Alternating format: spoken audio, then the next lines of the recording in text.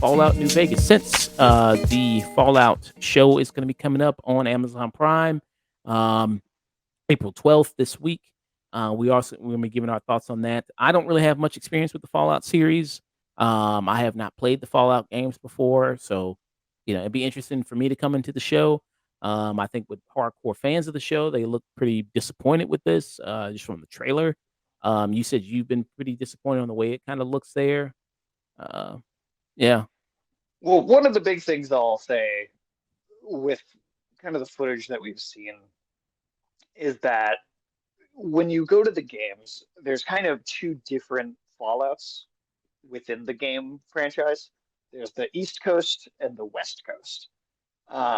And the original two games and New Vegas, which we're about to talk about, those are the West Coast games. And the Fallout 3 and 4, which are Bethesda created games, are the East Coast. I have always felt that the Bethesda East Coast 3 and 4 as games kind of miss the political satirical edge of what the original two Black Isle produced Fallout games really had to them.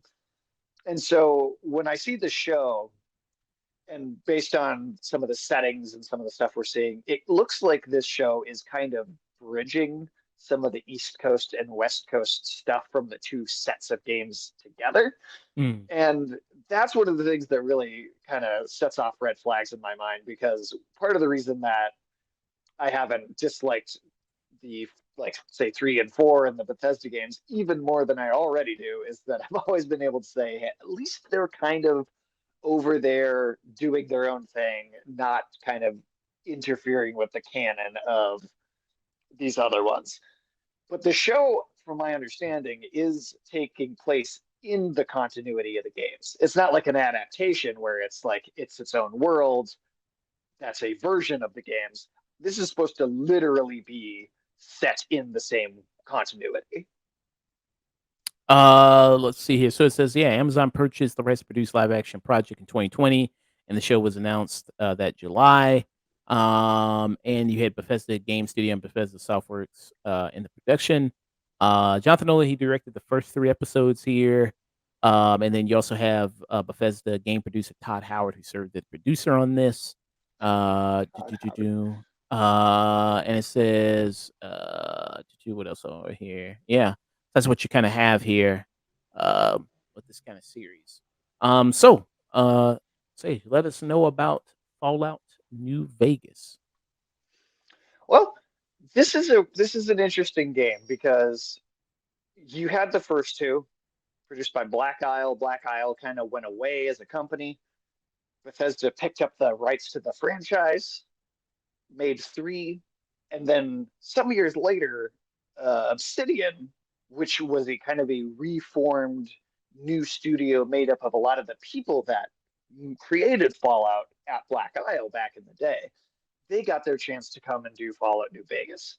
And Bethesda kind of sabotaged, or at least attempted to sabotage this game a little bit. They only had a year to work on this. And I mean, like, my save file was at almost 80 hours by the time that I finished this game. And that right there is impressive in and of itself for them to be able to create a pretty complete feeling experience like this in just a year. Hats off to them. But there's a sense of almost jealousy where with the original creators having coming back to work on this game. But as for the actual game itself, this starts off, you are a courier running packages across, kind of like something like Anthony Mackie's character in Twisted Metal. You're a deliverer, but you wake up having been pulled out of an open grave after getting shot in the head at the beginning of the game. And who did that to you? What is going on? What exactly was the package you had that had these gangsters out for you? That's kind of your starting premise.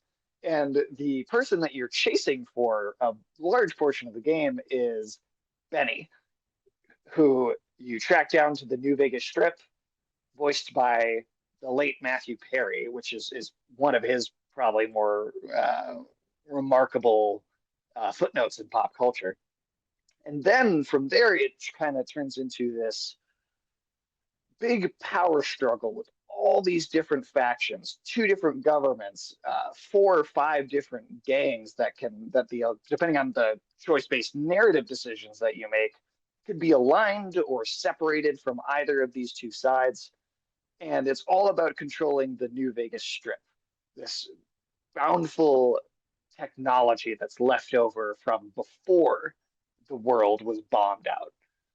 And that's kind of just your basic setup.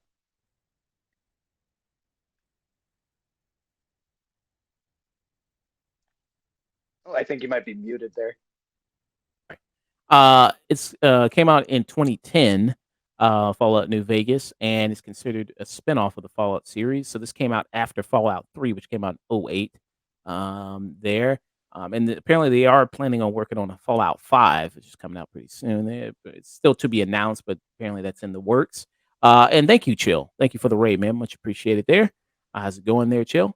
Um, and so this is considered one of the better Fallout games there. People have differing opinions. Some people really do love the games that are like 3 and 4 that are made by Bethesda. I really think that the satirical, very dark comedy edge that Fallout has to it is lost a bit in the Bethesda games. And Fallout New Vegas, it's classified as a spin-off, but because it's made by the people who made the original two games, in a lot of ways, especially narratively, because it actually picks up some plot threads from the first two games that Fallout 3 just completely ignores. This kind of feels like the real Fallout 3, like to me personally, and I think to a lot of people that really loved those first two. Mm, okay. So where would you rank Fallout New Vegas? Would you put it on top? It's to me, it's really close. I'd say it's like a tie between New Vegas and two. Mm, okay. So this game being it is 14 years old now. How does it hold up? You know, we talk about writing and voice acting and the storytelling. I think it holds up about as well as you could ask. Really, really, really good, intricate writing. Very sympathetic characters. You can even the villains are always consistently people that you can understand the psychology of and kind of get into their minds and see where they're coming from, even at the worst of times. Um, if you were talking about gameplay, there is a bit of an aged feel to it. Some, things like it, and that's Matthew Perry's character in that plaid suit right there as well. But when it comes to something like shooting, it can feel a little clunky and slow, bulky, maybe even is the right word, like almost like how the RoboCop game felt to play. But there, it made sense. It was like, oh, you're RoboCop. You're supposed to kind of feel bulky and clunky. Whereas here, I think it's just a product of it being an older game and also being an RPG. It's not focused on, hey, this is a shooter. We're going to make these shooting mechanics feel the best they can. It is an RPG focused on its storytelling and its world building and the way that you interact with that and change the environment by making decisions. So there are certain elements of it absolutely that it feels aged graphically. Character models do not have a ton of expression in their faces. They could look very goofy. And then something to note too is even when it first came out, and they fixed a lot of the glitches and the bugs over the year or two or three after it released. But even to this day, this game is glitchy, and some of it's a product of it just being such a big, massive open world. And then some of it's a product of the fact that Bethesda said, hey, you've got a year to make this, and you have to use our engine that's notoriously buggy with every single game we release. So it kneecaps the game even on its original release just a little bit. I would say the best way you could probably play this would be on PC.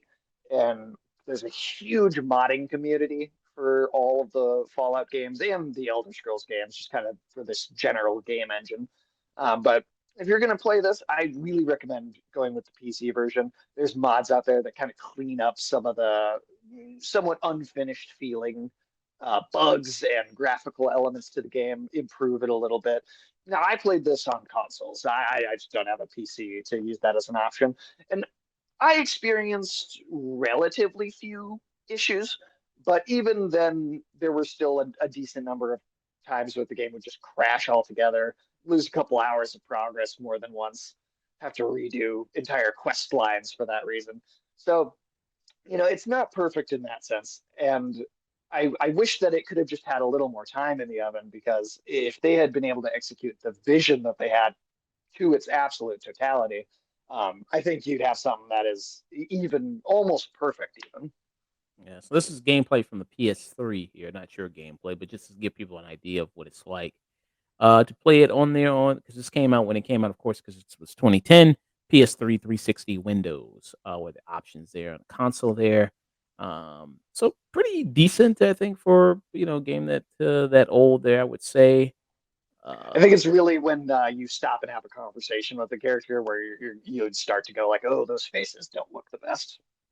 Yeah. Let me see if I can find a scene like that. Let me see real quick. But so Fallout New Vegas just gives some people ideas about the success that it had. So it was a commercial success, shipping more than 5 million copies and an estimated to have sold around 12 million copies worldwide. The game received Golden Joystick Award for RPG of the Year in 2011. Nominated for 2 BAFTA awards, Best Strategy Game and Story. Received Interactive Achievement Award nomination for role playing massively multiplayer game of the year, as well as a Nav Guitar Award for supporting performance in drama. Felicia Day. Oh, Felicia Day is in this. Oh, okay. There's a few notable voice actors here, actually. You have Matthew Perry, the three big ones: Matthew Perry, Felicia Day, and then Michael Dorn, who is famously Worf in Star Trek: The Next Generation, also plays a significant character. A returning one from the original two games, actually. Michael Dorn was kind of a staple of the franchise. Yeah, and some kind of sci-fi people that you have there, Felicia Day, yeah, Michael Dorn there. You also have Ron Perlman, who's the narrator here. Uh, Ron Perlman says the famous "War never changes" line that is in every Fallout trailer and like going back to the original game. let me see if it's in this trailer real quick. You also have Chris Christopherson from the Blade. People might know him from the Blade movies. They're playing Whistler. You also have Zachary Levi, Captain Marvel himself. Oh, you can't Oh, say that no sure. more. Shazam. I'm sorry, legally you can't say that no more. He'll Um, always be Captain Marvel to me. You have him in there. Yeah, okay, Michael Dorn, as you mentioned. Danny Trejo is also in this. Oh, okay. Mm-hmm. Rob Corddry, people might know he was in Hot Tub Time Machine. He was in Yeah. that. Let me see if it's in this IGN trailer right here, the E3 trailer. You think it'd probably be in this one? It should be in, if it's like the first announcement trailer, it's definitely in there at the very end.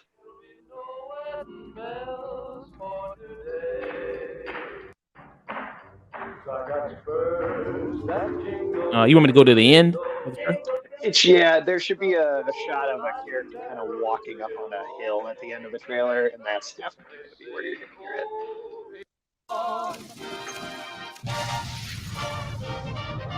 Hmm. Huh, I don't think this is it. But yeah, I'll try to see it there. But Not that one, I guess. yeah. So yeah, you do got a lot of famous voice talent there coming on to do this, and they do all do a pretty good job. You think? The cast is great across the board, and I'm sure there's many other voices that you might not even recognize that might not even be big names, but everybody pulls their weight in terms of the acting in this. There's not a bad performance in the game, I don't think. Even like one-off NPCs that you come across once or twice exude personality, and they always feel unique. Sometimes in a game that could be so big, sometimes you end up feeling like you're running across the same people over and over again because it's like, well, it's as long as we flesh out the important characters, that's what matters. But here they really do make every little interaction that you have seem significant or unique in some way.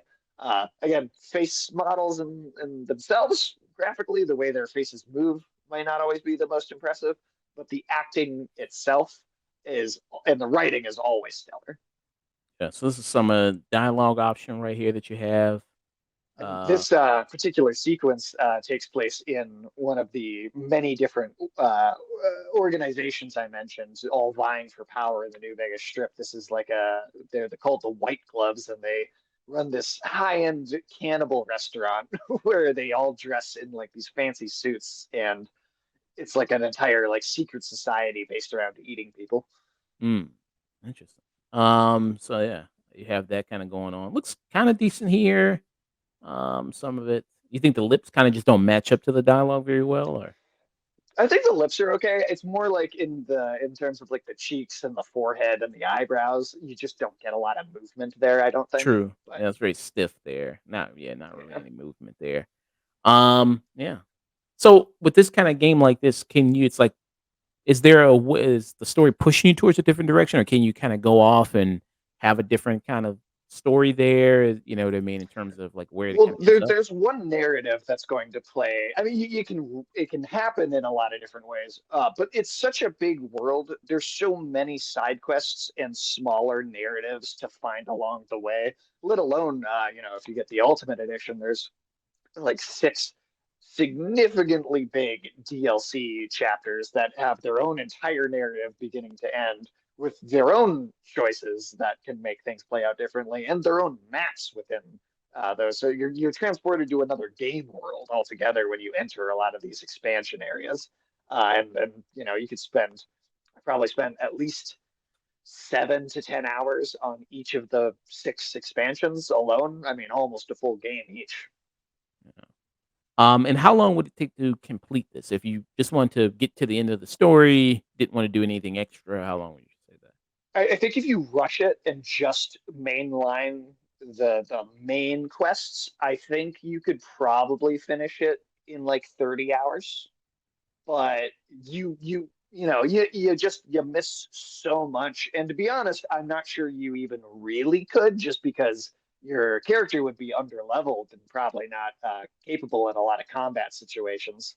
So unless, I mean, there's ways around that, putting focus on things like stealth, or like when I was playing, I put a lot of effort into like persuasion and my ability to talk and find diplomatic solutions to problems. So you can actually avoid a lot of combat altogether, depending on how you handle things. But yeah, 25, 30 hours for if you're really just pushing the main story. But 80 to 100 if you're trying to really kind of experience the whole game. Okay. So this is considered, so like we mentioned before, the best of the best when it comes to the Fallout series and what it has to offer there. In terms of kind of one of the worst experiences that Fallout has to offer, would you say is there 76 or 76 hands down. And like this is actually one of the most fun and entertaining things that has ever happened in my life, was watching 2 to 3 disastrous news stories about Fallout 76 every single week for 2 straight years.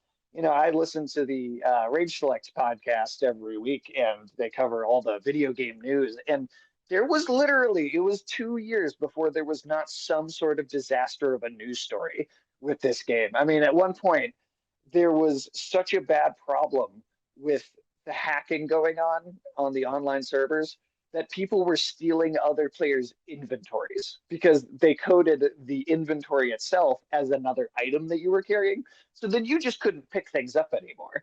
And it didn't even contain itself just to the game. There was a ton of in real life issues going on. There was a collector's edition Brotherhood of Steel helmet that was being sold at GameStop that had a recall because people that bought them and then had them just sitting in their house, these helmets were growing lethal black mold in them while they were just sitting there. Like they were like actually almost harming people at certain points with the tie-in products to this game. So it could not sink lower than this. let me see. Let me see if I can find. You said it was the this They right were here. collector's edition helmets, yeah. Okay. I think I have it right here. Let me pull it up real quick. So, it was this. This right here. Huh, Yeah, there it is. huh. And so And the that so guy so it shouldn't be already wearing had it. mold inside of it already, huh? And then they just were I handing don't that. know if it started with that, or if it was something in the some material, or if it was, I don't know, something wrong with one of the glues or chemicals that they used to make it, or maybe there's some mold was in them before they even shipped them anywhere. But people started would just have these in their house, and they started noticing black mold growing on the inside of them. Jeez. I see some suggesting people say that Fallout Shelter is one of the weaker ones. Fallout is also Oh, that's like a mobile game where you're just like doing like resource management in like a bunker. It's very simplistic. I mean, for what it is, it's fine, I guess, but I mean, for someone like me, I'm just never really going to be interested in playing a mobile game anyway. It's kind of appealing to a more Candy Crush sort of crowd. So okay. So it's just something on the go there for people to kind of do. Oh, yeah. let me move this. Sorry. There was Let me. also a game called Fallout Tactics, which was not great. Released in between Fallout 1 and 2, and then Fallout 3. And funny enough, Bethesda actually kind of ripped off a lot of the plot elements of Fallout Tactics when designing Fallout 3. A lot of the elements of the story just kind of came from that game. And yeah, that's part of why I harp on the Bethesda Fallout not being as good as the Obsidian or Black Isle Fallout, because a lot of it does kind of lack the originality of these other games, and it misses a lot of the personality of it. It takes itself a lot more seriously, and I really think one of the most important things is Fallout is it's a dark comedy. Hey, and there's your classic games there. Hmm, yeah. And this is the trailer for Tactics right here. Oh, Tactics. Okay, there we go. Yeah, Yeah. Okay. So, yeah. It's not a great game, but it also probably has some more interesting ideas in it than 3 or 4, if you ask me. yeah. So, what will be your final thoughts and rating for Fallout Yeah. New Vegas? I think Fallout New Vegas is it is, I think, one of the greatest RPGs that's ever been made in video games. I give it an absolute peak for me personally, and I think the only things that truly drag it down, it just comes back to the fact that Bethesda kind of sabotaged it a little bit by giving them such a small window of time to actually make the game. Especially when it's the original creators coming back to work on the series again, and you don't give them the time that they asked for. And the success of Fallout New Vegas, you can see there's interviews with some of the people at Bethesda where they clearly don't love that this game was as successful as it is, because it makes the Bethesda Fallout games kind of look bad. Uh, Obsidian was even like, "Hey, maybe would you let us make the next Elder Scrolls?" And Bethesda was just like, "Absolutely not. We don't need you making us look bad in that franchise too." Yeah. Let's see here. Yeah. So you give it a peak for Fallout New Vegas. Only thing holding it back is its unfinished or very short development cycle. Hmm. Let's see. And let me see what about the best-selling Fallout game here if it is New Vegas here. Oh, and Sage just dropped that. He'll be right back real quick. Okay. He is back there. Do there. Huh. So let's see. You had Fallout 76 with 1.4 million. Then Fallout 4 had 12 million. Fallout 3 had 12.4 million.